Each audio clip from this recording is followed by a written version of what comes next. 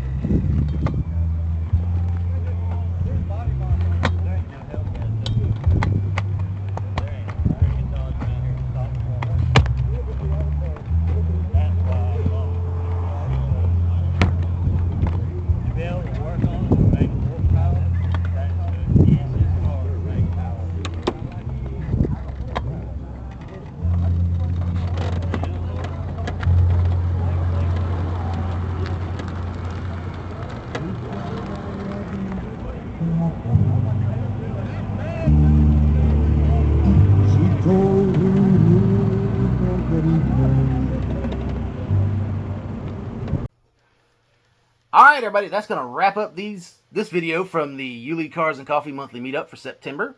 I hope you guys enjoyed it. We had a good time out there. We always have a good time because it's on a Sunday. It's kind of laid back, kind of chill. It's not got the whole car show, I'm here for a trophy vibe. We're all there just hanging out, having a good time, shooting the breeze, BSing, whatever you want to call it. Talking cars.